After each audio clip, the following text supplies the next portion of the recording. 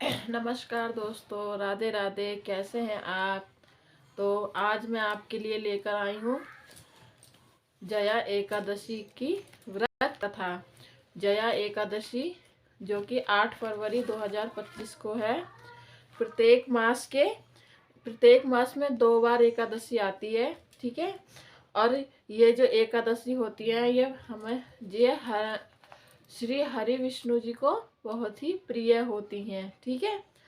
ये एक ऐसा व्रत होता है जिसे करने से मनुष्य भी सभी को अपनी सभी मनोकामनाओं को पूरा करते हैं। माघ मास के शुक्ल पक्ष की एकादशी एकादशी आती है। इसे हम जया एकादशी भी कहते हैं। इस बार यह एकादशी 8 फरवरी 2025 को है। इस बार की एकादशी के दिन प्रातः ब्रह्म मुहूर्त जो है वो प्रातः सुबह 5:37 पर है और सूर्योदय का समय 7:13 पर है। इस एकादशी के पारण जो करने का समय है वो है अगले दिन 9 फरवरी को। और इसका इसका जो पारण करने का जो समय है सुबह 7 बजे से लेकर 10:52 तक है। तो आप इसके भीतर ही अपना व्रत का पारण कर लीजिए, ठीक है।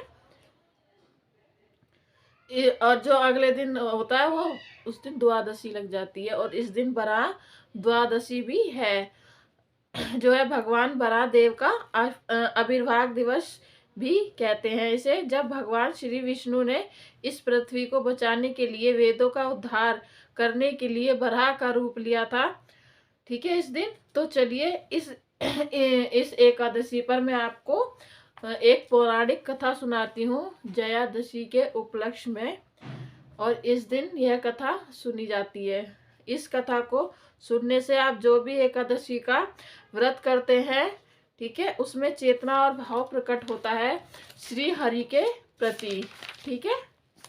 एक समय सनत कुमार ने भगवान शिव से कहा, हे महादेव, एक दिन मैं धर्मराज से मिलने गया तो वहां पर उन्होंने बड़ी ही प्रसन्नता और भक्ति भाव के साथ मेरा सत्कार स्वागत किया।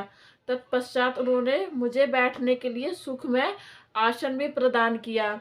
और उस समय मैंने वहां पर एक अद्भुत बात देखी, एक अद्भुत घटना घटती हुई देखी। एक पुरुष सोने के विमान पर बैठकर वहां पर आया और उसे देखकर धर्मराज अत्यंत ही वेग से अपने आसन से उठ गए।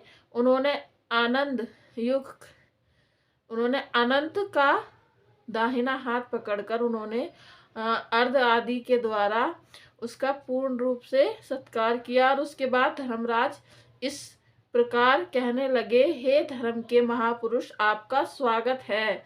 मैं आपके दर्शन से अत्यंत ही प्रसन्न हुआ हूँ। मेरे पास बैठिए और कृपया मुझे कुछ ज्ञान प्रदान कीजिए, ज्ञान की बातें बताइए। तत्पश्चात आप उस स्थान पर चले जाइएगा जहां पर श्री ब्रह्मा जी विराजमान है। इस प्रकार धर्मराज के कहते ही दूसरा पुरुष भी उत्तम विमान से बैठकर वहां आ पहुंचा। धर्मराज ने विनीत भाव से उसका भी आदर सत्कार किया और उनका भी पूजन किया। और जिस प्रकार से वह पहले आए हुए थे मनुष्य की संतवना पूर्वक वार्तालाप कर रहे थे, उसी प्रकार उन्होंने उस नए आए हुए अतिथि के साथ भी इस प्रकार से ही वार्तालाप की। और यह देखकर मुझे बड़ा ही आश्चर्य हुआ। मैंने धर्मराज से पूछा, हे धर्मराज, इन्होंने ऐसा कौन सा कर्म किया है जिसके कारण आप इनके ऊपर इतने संतुष्ट हुए हैं? इन दोनों पुरुषों के द्वारा ऐसा कौन सा कर्म किया गया है जिसका उत्तम पुण्य का जो फल है उन्हें प्राप्त हुआ है? आप समवय है, कृपया बताइए कि किस कर्म के प्रभाव से उन्हें दिव्य फलों की प्राप्ति हुई है। मेरी यह बात सुनकर धर्मराज ने कहा, महात्मन, इन दोनों का किया हुआ कर्म अब मैं आपको सुनाता हूँ। पृथ्वी पर वैदिक्स नाम का एक विख्यात नगर, वहाँ धरापाल नाम के एक प्रसिद्ध राजा थे। उन्होंने भगवान विष्णु का मंदिर बनवाया। उसमें उन्होंने अर्चा विग्रह नाम की स्थापना करवाई। उस नगर में जितने भी लोग रहते थे उन सबको उन्होंने भगवान के दर्शन करने का आदेश दिया। गांव के अंदर बना हुआ ये सुंदर मंदिर लोगों से अचानक ही खचाखच भर गया। तब राजा ने संध्या से पहले ब्राह्मण इत्यादि का पूजन किया। इसके बाद महाबुद्धिमान उस राजा ने इतिहास और पुराणों के ज्ञाता एक श्रेष्ठ ब्राह्मण देव को चूंकि विद्या में वो श्रेष्ठ थे इसलिए उन्हें वाचक बनाकर उनकी विशेष रूप से पूजा की। उनके बाद क्रमश ग्रंथ पुष्प इत्यादि द्वारा उन्होंने पुस्तक का भी पूजन किया। तत्पश्चात उन्होंने उस वाचक ब्राह्मण से विनय पूर्वक कहा, हे द्रविड़ श्रेष्ठ, मैंने जो ये भगवान विष्णु का मंदिर बनवाया है उसमें धर्म का श्रवण करने की इच्छा से चारों वर्णों के समुदाय एकत्रित हुए हैं। इसलिए कृपया करके आप इस पुस्तक का धार्मिक ग्रंथ का पठन कीजिए और इस समय ये 100 स्वर्ण मुद्राएं उत्तम जीविका के रूप में आप ग्रहण कीजिए और 1 वर्ष तक प्रतिदिन आप कथा पढ़िए। जब 1 वर्ष समाप्त हो जाएगा तो पुण्य मैं आपको धन प्रदान करूंगा।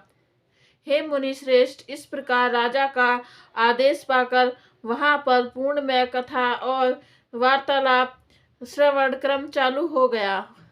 अनेकों वर्ष बीत गए और राजा की आयु भी धीरे धीरे कम होने लगी। वो बूढ़े होने लगे और अंत में राजा की मृत्यु हो गई। और उस समय मैंने और भगवान विष्णु ने भी उनके लिए एक विमान भेजा था और वही पुरुष सबसे पहले यहाँ पर आया था। और ये जो दूसरे ब्राह्मण यहाँ आए थे उन्होंने सत्संग के द्वारा उत्तम धर्म कार्य श्रवण किया था और इन कथाओं का श्रवण करने से श्रद्धा के साथ उनके हृदय में परमात्मा की भक्ति का उदय हुआ था।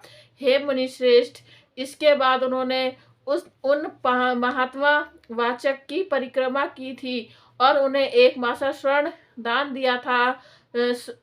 सुपात्र को दान देने से उन्हें इस प्रकार के फल की प्राप्ति हुई है। इस कथा का समापन करते हुए महादेव जी ने कहा, जो भी मनुष्य पुरुष पुण्य प्रसंग का मार्ग में श्रवण करते हैं उनका किसी भी जन्म में कभी दुर्गति नहीं होती। वे जीवन के अंत में भगवान के परम धाम को प्राप्त करते हैं और इसलिए एकादशी के दिन परम भगवान श्री हरि की दिव्य कथाओं का निरंतर श्रवण और कीर्तन करना चाहिए। एकादशी का व्रत पूर्ण निष्ठा और श्रद्धा भाव से करने के बाद अगले दिन द्वादशी पर इस व्रत का समय के अंदर ही पारण करना चाहिए। निश्चित समय में अगर पारण ना किया जाए तो यह व्रत अधूरा माना जाता है और पारण करने से पूर्व किसी भी सुयोग ब्राह्मण को अपनी क्षमता के अनुसार कुछ न कुछ दान आपको अवश्य करना चाहिए। जिस प्रकार दान देने से और कथा श्रवण करने से राजा और ब्राह्मण को परम गति की प्राप्ति हुई थी, उसी प्रकार एकादशी व्रत करने, कथा का श्रवण करने और उचित समय आने पर दान देने से भी अपनी क्षमता के अनुसार दान देना चाहिए। इन दोनों कार्यों के द्वारा मनुष्य परम आध्यात्मिक वैकुंठ लोक को प्राप्त कर सकता है और उसमें कोई भी संदेह नहीं है। ये थी आज की जया एकादशी के उपलक्ष्य में सुनाई गई एक पौराणिक कथा। इससे हम समझ सकते हैं एकादशी जैसे पवित्र दिनों पर परम भगवान श्री कृष्ण की सुंदर दिव्य कथाओं का और पौराणिक कथाओं का श्रवण अवश्य करना चाहिए। इससे हमारी मानसिक चेतना शुद्ध बनी रहती है और हमारा मन तथा ध्यान अधिक भगवान में लगता है और भगवान के चरण कमलों में हमारा ध्यान रहता है। तो दोस्तों, एकादशी के दिन यह कथा आपको अवश्य ही सुननी चाहिए।